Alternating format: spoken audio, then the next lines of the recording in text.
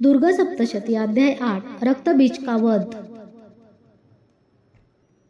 दैत्य चंड के मारे जाने और मुंड के मारे जाने और कई बटालियनों के नष्ट हो जाने के बाद असुरों के स्वामी शक्तिशाली शुंभ ने गुस्से से वश में होकर सभी दैत्य यजमानों को संगठित करने का आदेश दिया।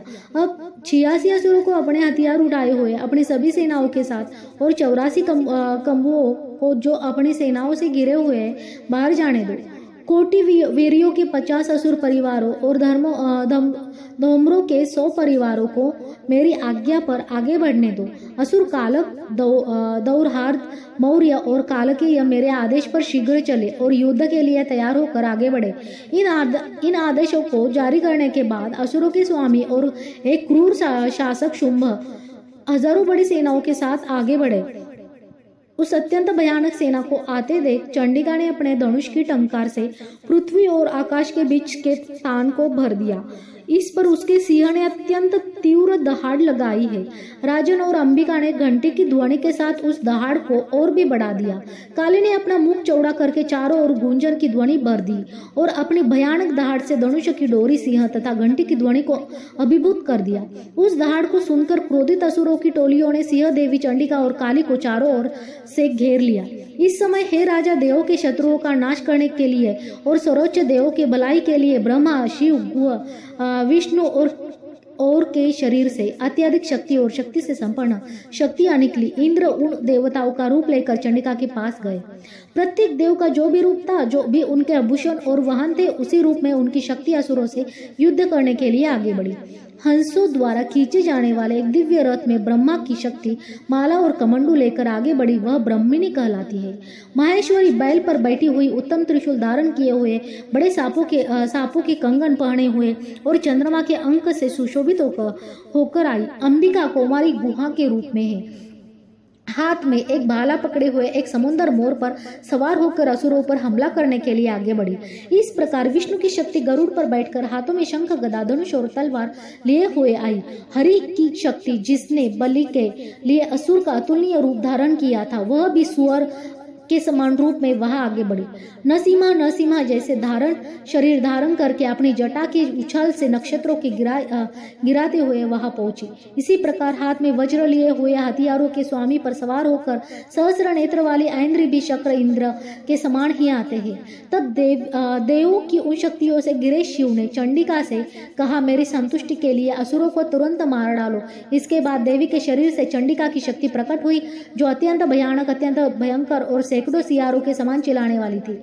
और उस अजय शक्ति ने गहरे रंग की जटाओं वाले शिव से कहा, जाओ मेरे प्रभु शुंभ और निशुंभ की उपस्थिति में राजदूत के रूप में 2 अभिमानी असुरों शुंभ और निशुंभ और अन्य असुरों से कहो, जो युद्ध के लिए वहां इकट्ठे हुए हैं, इंद्र को तीनों लोग को प्राप्त करने दे और देवताओं को यज्ञ का आनंद लेने दे। यदि तुम जीवित रहना चाहते हो तो तुम पाताल में चले जाओ, परंतु यदि तुम बल के अभिमान के कारण युद्ध के लिए व्याकुल हो तो चलो, मेरे गिदड़ों को तुम्हारे मांस से तृप्त होने दो।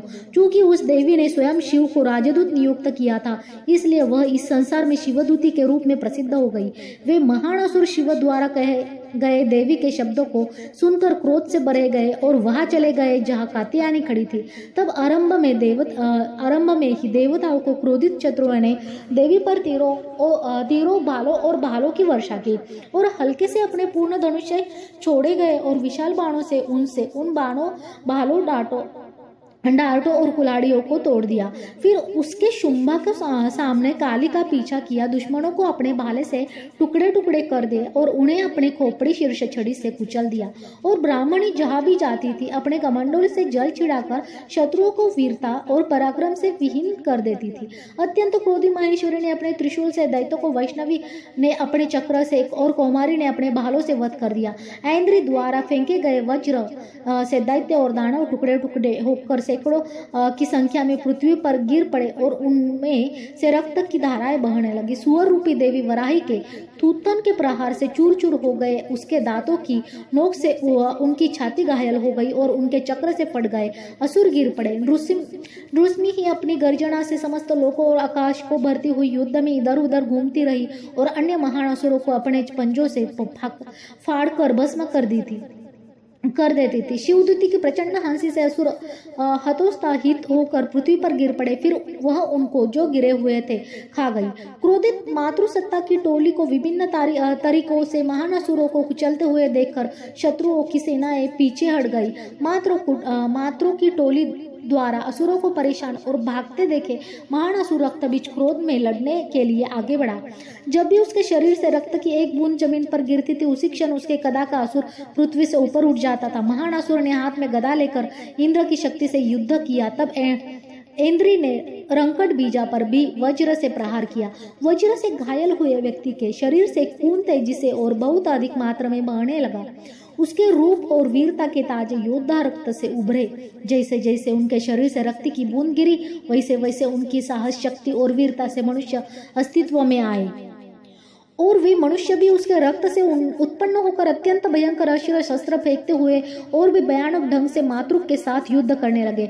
और फिर जब उसके वज्र के गिरने से उसका सिर घायल हो गया तो उसका खून बहने लगा और उससे हजारों की संख्या में लोग पैदा हुए। युद्ध में वैष्णवी ने अपने चक्र से उस पर प्रहार किया। इंद्री ने अपनी गदा से उस असुर राज को पराजित किया। विश्व हजारों महान असुरों से व्याप्त था जो उनके समान कद के थे और जो वैष्णवी के चक्र द्वारा चीरे जाने पर उनके शरीर से निकलने वाले रक्त से उत्पन्न हुए थे। कौमारी ने महान असुर रक्तबीज को अपने भाले से, वाराही को अपनी तलवार से और महेश्वरी को अपने त्रिशूल से मारा। और रक्तबीज नामक उस महान असुर ने भी क्रोध से भरकर अपनी गदा से सभी मातृगणों को गंभीर रूप से घायल कर दिया। भालों और अन्य हथियारों से कई घाव लगने पर उसके रक्त की जो धारा पृथ्वी पर गिरी, उसके सैकड़ों असुर अस्तित्व में आए और रक्तबीज के रक्त से उत्पन्न हुए वे असुर सारे जगत में व्याप्त हो गए। इस पर देवता अत्यंत चिंतित हो गए। देवताओं को निराश देखकर चंडिका ने हंसते हुए काली से कहा, हे चामुंडा, अपना मुंह पूरा खोलो। इस मुख से मेरे अस्त्र के प्रहार से उत्पन्न रक्त की बूंदों को तथा रक्त बीज के रक्त की बूंदों से उत्पन्न हुए महान असुरों को भी शीघ्रता से ग्रहण कर लो। युद्ध के मैदान में घूमो और अपने से उत्पन्न होने वाले महान असुरों को भस्म करो। तो क्या यह दैत्य अपने रक्त सहित नष्ट हो जाएगा? जैसे जैसे तुम इन्हें खाते जाओगे, अन्य भयंकर असुर पैदा नहीं होंगे। इस प्रकार आदेश देने के बाद देवी ने अपने तीर से उस रक्त बीज पर प्रहार किया। तब काली ने रक्त बीज का रक्त अपने मुंह से पी लिया। तभी उसने चंडिका पर अपनी गदा से प्रहार किया। उसकी गदा के प्रहार से उसे तनिक भी पीड़ा नहीं हुई और उसके त्रस्त शरीर से जहां जहां रक्त प्रचुर मात्रा में बहता था, वहां चामुंडा ने उसे अपने मुंह से निगल लिया। चामुंडा ने उन महान असुरों को खा लिया। उसके मुंह में रक्त प्रवाह से उत्पन्न हुए थे और उसका रक्त पी लिया। जब चामुंडा अपनी पुस्तक पी रही थी, तब देवी कौशिकी ने रक्तबीज को अपने तीर, वज्र, तीर, तलवार और भाले से मार डाला। हे राजन, अनेक शस्त्रों से त्रस्त और रक्तहीन वह महान असुर रक्तबीज भूमि पर गिर पड़ा। तब हे राजन, देवताओं को अत्यंत आनंद प्राप्त हुआ। उनसे निकली मात्रों की टोली खून से मतवाली होकर नृत्य करती है। यह सावर्ण मनु के काल में मार्कंडेय पुराण में देवी महात्म्य का रक्त बीज का वध नामक 8वां अध्याय समाप्त होता है। जय माता दी, ओम शांति।